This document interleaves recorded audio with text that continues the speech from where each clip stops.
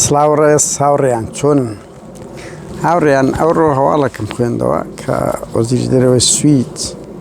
لە ڕێی نوێنەرایەتی حکوومەتی هەرێم کە هاوڕێ نزیک خۆی پێکەوە لە یەک حزب بوونەوە یەک مەنزەر و قەپاغیەکیشین ئەمە لە نزیکەوە دێک ئەوانەدان سوکۆ هاوڕێ من یانیکەوە دەڵێم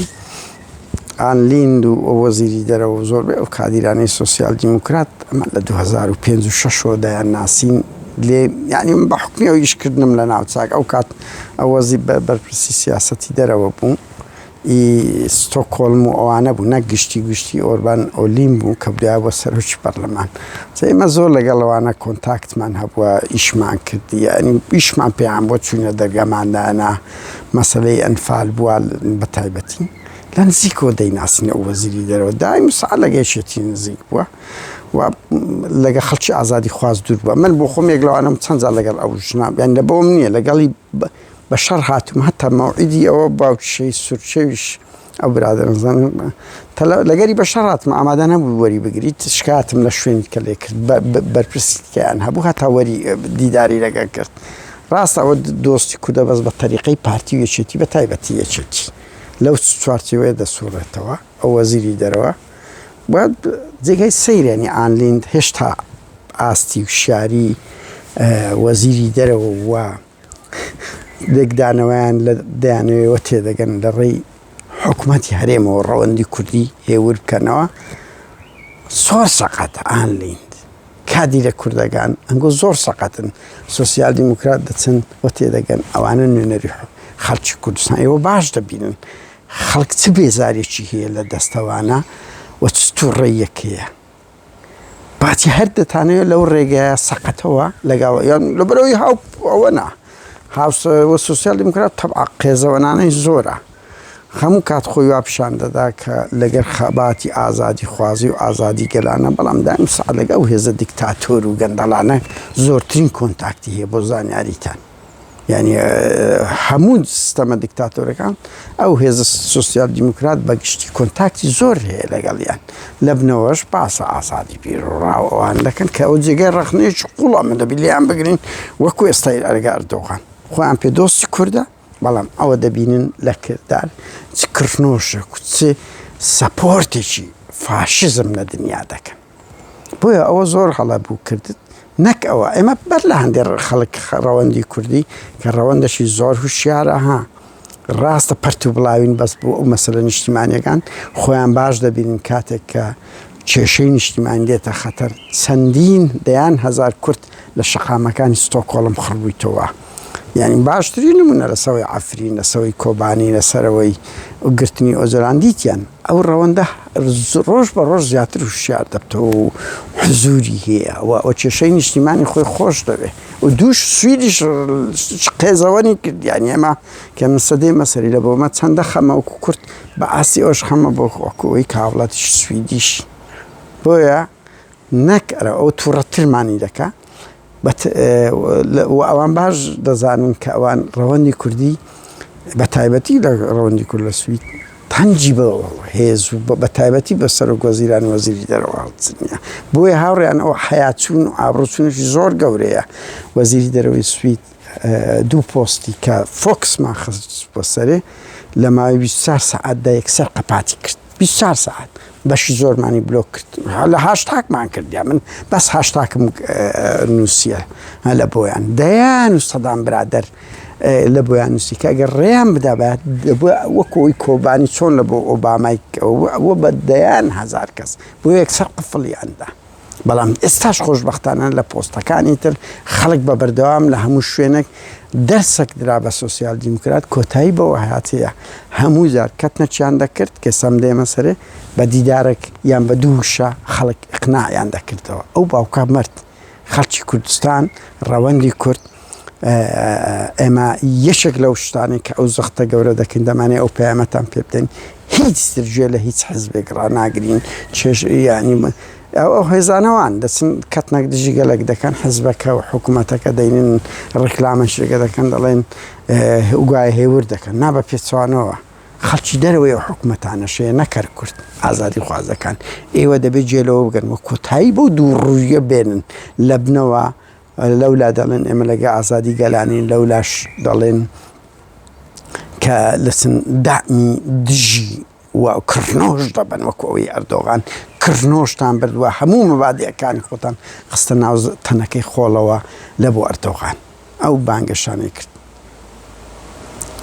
بۆیە ئەو شەرمەزاریش زۆر گەورەیە هەم ئەو ڕێککەوتنەتان هەم ئەو نموزەزەی بە تایبەتی ئانلیند و پەیجی ئالین و پەیزی سوسیال دیموکرات نواندیان و دەیان کەسمانیان بلۆک کردیە لە فەیسبوکانیە کە ناتوانین کۆمنت بدەین لە کاتێکدا من بڕوا ناکەم ئەگە چەند کەسێک شتی ناشر نووسبی بەڵام بە هەزارانمان کۆمنت و هەشتاگمان لۆبیان نووسیە نموزەجێک پیشانتاندا کە پارتیوێکی تش پیشانی نەدایە ئەوە من بڕوا بکەت پەیوەندیم بە ئافتۆن بڵادێت کرد دووشەم قسەیان لەگەڵ دەکەم وزام چیان کردیە یعنی چۆن دەکرێت وەزیری دەرەوەی وڵاتە کە بانگەشەی ئازادی بیر ڕابکە و کەسی لەو لای کەش بێ کۆمنت قەپات بکات دەستێشە فکر خەوانە ئەوانەی قسەی ناشرین دەکەن دەتوان بلۆچیان بکەن بەس نەک پۆست قەپات بکە ئەوەش ئابڕوچوونشکەیە هاوڕێیان سوسیال دیموکرات ئەمە بۆ کەمپینە بە هەوڵ و هیمەتی هەموو لایەک یعنی ئەوە نییە بڵێ ملکی کەسەکە یا ملکی ئەوەی کرا بارودۆخەکە لە بار بوو تەقێن ئەوە بوو ئابڕوو بەرانەیە ڕێککەوتنەکە هیچی کەمتر نیە لە ڕێککەوتنەکانی بڕوا بکەن یعنی کە لە دژی گەلی کورد لە تاریخ تۆمارکرێ ئەمە پێمان وایە کاتی ئەوەیە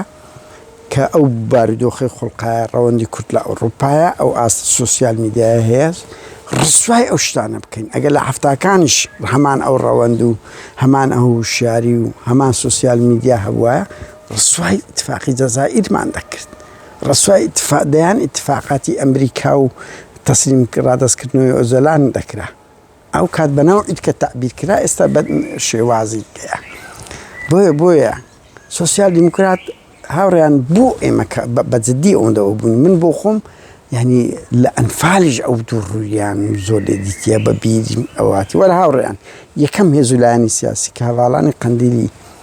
بە تیرۆریست ناسان سوسیال دیموکرات سویدا قۆناغی ئۆڵف پاڵمێ 84 ئەو ڕژە مۆرگان یۆهانسۆن بەخۆی باس کرد وەزیری دادوەزی داخلی ڕنسوکوتی ئەوە قۆناغی ئەو بووە بە ناسەندرایە بەنمونە 86 کە ئۆڵف پاڵمە تیرۆر کرد بە مەل کوردیان داهێنا تا ئێستا ڕق و تووڕەی سویدەکان لەسەر کورد نەڕەویتەوە بۆ زانێ تا ئێستا ئەمە هاوڕێمان هەیە جەواز و شتیوالەی ئەوەی لەسەرا ئەوە لە زۆر دەوائری وەرناژێ سمپلەی تیرۆریان لێدرایە بەبێ ئەو دوای ئەوە دەرش کرد کورتی زەمبی نەبوو کەسی بەبێ ئەوی داوای لێبوردنی لێ بکەن بەبێ ئەوی داوای لێبوردنە کوردکەن کە هەموو میدیای سویدی گوتیان هەواڵانی قەندیلن ئۆڵف پاڵمەیان تیرۆر کردیان دەریش کرد کابرا بەخۆیان لەو ماوانە لە دادگاوە وتیان ئەو کابرایە تیرۆری کردی شتێکی زۆر تافێیش بوو بەخۆشیان باز ڕەنگبی ئەو کابرایەش نەبی گرنگ کورد نەبوو لە هەموو میدیای سویدیژە و چێ قەرەبووی ئەو بکاتەوە 2002 من ئەو کات لێرە بووم وەزیری دەرەوەی سویدی کۆس تیرۆر کراو ئانالیند بوو ئەو کورد ڕەفعی کرد لە یەکێتی ئەوڕۆپا کوردیان ئەو برادرانی قەندیلیان بە تیرۆریست ناسان لە شەڕی عێراق و ئێران لەولا خۆیان وەکو ئازادی خواست بشان لەولا چەند داوە بە هەردوو لایەن بۆ زانێ زۆربەی ئەو مینانەی کە تەقیتەوە بە گیانی خەڵک قومبەلەی سویدی نەها بە حەزارانیان ئەوە کرد ئەوە یەکێک لەو دووڕوانەی نەکرد ئێمە هەموو خەڵکە سویدیەکەش ئەڵێن لەولا ئێمە بانگەشەی ئازادی و دژی شەڕ دەکەین و خۆمان لە شەڕ لەولاش چەک دروست دەکەن و دەدەنە شەڕە گوایە بەدەستی دوو دەدەن و یەکێک لەو دووڕوانیانە کە دەبی ڕەخنە نەکەر ئێمە دەگرین سویدیەکانیش بە حیز بوو بۆ چەندین جار گرتییان ئازاریانە دووڕوویەکە لە حکومەتەکەی خۆیان دەبینن دەرەقەتی بزنسەکان نایەن دەرەقەتی ئەو بەرەیەی نایەن سوید ئەڵێم نافرۆشمە دەوڵەتی شەڕ بەس درۆی دەکات دەفرۆشتە وڵاتەشکە ئەو وڵاتت کە دەداتە ئەوەی بکە گرنگ بەو چەکانە خەڵک دەگیرێ و دەکوژێ و بریندار دەبی و ژیانی دۆزەخ دەبیت کوردەکان زۆر وڵی لەو ڕۆژانە هاورە زۆر مشەوش من کەوتان پێ دەڵێم بڕوا بکە ئاگاداری بەشەکەم کە ئێستا ناتوانم بەس ئێستا مەسەڵەن ئەنفالتان پێ بڵێم لە ئەنفال لە 2009 ئەمە لێوێن دەربوون کە ئەنفال بە جینۆسایت لە کۆنگریان لە ئۆکتۆبەری 8 مانگ شتێکی وا بوو بەس لە ئۆکتۆبەر بوو لە مێسان کۆنگریان کردم بۆ خۆم هەم بەیانیەکەی لەگەڵ چەند هاوڕێک ئەدەبیاتی ئەوەمان بڵاو کردو ئەنفال بە جینۆساید ناسن کە بڕگەیەکی هەبوو بە ناوی یێشوگی ئۆتە بوو کە لە بەندەکە نووسرا بوو سۆسیال دیموکرات خەبات دەکا لە بۆ ئەنفال و سەیفۆ بۆ ئەوی لە پەرلەمانی ئەوروپا پەرلەمانی سوید نەتەوە یەکگرتووەکان بە جینۆساید بناسێنرێ کەسی لە دەی سێ لە پەرلەمان دەی سێی 2010 لە پەرلەمانی سوید درا دەنگدان 109 پەرلەمانتاری سۆسیال دیموکرات دەنجیان زەدیدا کردمانە هەرا ئەو دەمی کوردیش وا بەهێز نەبوون و سۆسیال میدیاشمان نەبوو بڕوا بکە لەگەر ئەو وەزیری دەرەوەی سویدی ئێستاکە ئەو کا لە سیاسەتی دەرەوەی ئەوە بوو سوی لۆکاڵی بوو نەک گشتەکەیان ئۆربان ئۆلین سەرۆکی پەرلەمان بوو ئەیتر هەر دەیاویست درۆمان لەگە بکە نییە بڵێن نا ئێمە ناساندیتمان و نابیتر و نازام چوو یعنی ئەمە گفتوگۆم باشم لەبیرە وەفدەی چاک چووی لەگەڵیان دانیشتین پێیان دەگوتین ئێوە نابی هەر بیر لە چاک ئەنفال بکەنەوە بیر لەوە بکەنەوە لە وڵاتەشن وایە هەمومان دەبی مەمنون بین کە لە وڵاتین ڕێزمان گیرە حقوقمان دەدرێ ئەمنیەتمان هەیە جنسیەمان دەدرێت وا داکو ئەمەم بۆ خۆم هەموو کات شانازی یعنی کەیفم بە ئەوە دێ کە ئەوە شاناز ئەوە لە بەرچاومە بەڵام ئەومانەوە نییە چەپلە بۆ فاشیزم لێ بدرێ و لەبەر ئەوەی هاوڵاتی سویدی هەیە وەکو من دژە لەو ڕێککەوتنە ئەجە بۆ من کە لە نیشتیمانی دایکیشمە زیاتر پێتۆڕە دەبم ئەوە خاڵەکە دووش دەیان گوتە پێمان گوتن دەنگتان نادەنێ بیرمە ئاوان لێنوتی وتی دەنگ نادەنەمە دەنگ دەدەنە پارچە فەرقیچی هەر یەک بەرەینا لەبەر ئەوم بەرەی کورد بە بەردەوام دەنجی داوە بە 180 دەنگ دەداتە بەرەی چەپەکان ئێبەستەمانێ ئەو پەیامە بدەین نا ڕاستە ئەمە هاوڵاتیشی کوردی نەبەرچاومانە کە لە وڵاتە بەڵام هاوکات ئەوەشمان لە بەرچاوە نابی نیشتیمانی دایکمان ئەوها ئازار بدرێ لە ساڵی 2022 لەسەر قوربانی و خەبات و تێکۆشان دەمی فاشیزم دەکەن بانگەشەکانی خۆتان کاکە واز بێنە ئەمە ئەوە خاڵک لەسەر دایکە خاڵشلەوە پێمان ناخۆشە وڵاتێکمان کە بانگەشەی ئازادی و مافی مرۆڤی گەلان دەکاتن کەچی لە سەنگەری فاشیزمە ڕاستە دەزانین سوید تێکە تۆ ناچاریە و ڕەنگی خاڵک جێبەجێ نەکرێت کەم بڕوا ناکەم نا خاڵ جێبەجێ دەکرێت زۆر بانگەشتە لە پشتەوە خەڵک بەو شوێ سار دەکەن خاڵەکان جێبەجێ ناکرێت پشتگیری کورد بەردەوام دەبین بەسە تو لە کردار باشترین سەپۆرت لۆ کردیە دوو تورکیاش وا بەسیت نییە فێڵی لێ بکەن